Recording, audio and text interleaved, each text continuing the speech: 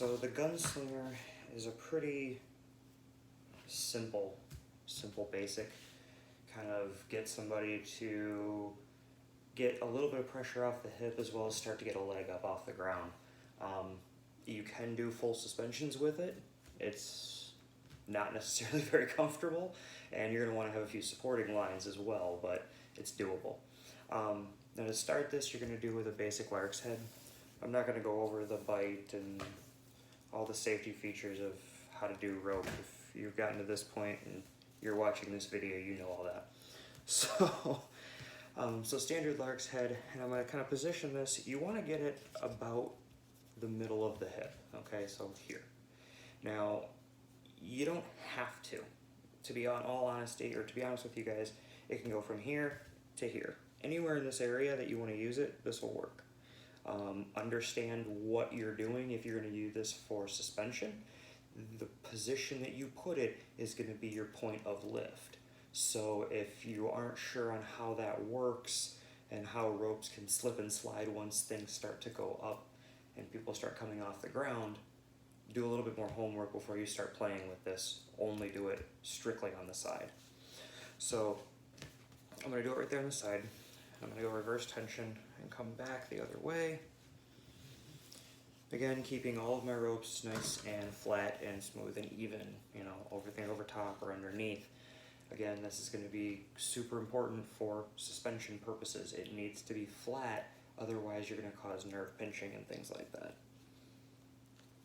So, pull my lines through. Get out the random knot in the ends, come back around. Now at this point, I can go back and do another wrap around the waist if I want. I'm not going to for this purpose. I'm not really suspending with it, I'm just kind of giving a tie. So here I'm going to do a knot. Whatever lock off you choose, you can weave around the waist ropes. If you do 3, that makes it nice. You can kind of do a nice big, like a buckle kind of a thing on the side, and just have your running ends then end up going down. That tends to use up some rope for smaller individuals. Myself, I know that one rope, 30 feet, is going to be about enough to get this tie done, so I'm not going to use it too much to do anything extra. So lock that off so that now this is all solid. This is with one structure. I can grab and lift it right from here and it's not going to collapse on itself. So I'm good there. So now I'm going to take this and I'm going to go straight down, okay? I'm going to come down. Depending on how many of these you want to do, you can do multiple, like a ladder kind of a thing. I'm going to just do one for this purpose, and I like to kind of go about halfway between the hip harness, or the hip lines, and the knee, which is going to be about here, and I like to go down just a touch past that. That's just for, again, lifting purposes. It makes things a little bit easier. The lines tend to be a little bit nicer.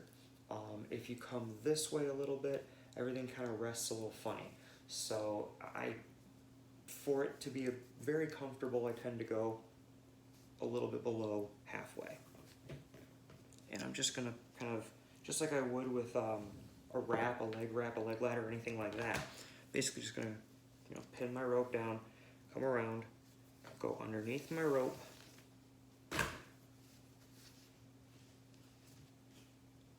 reverse tension,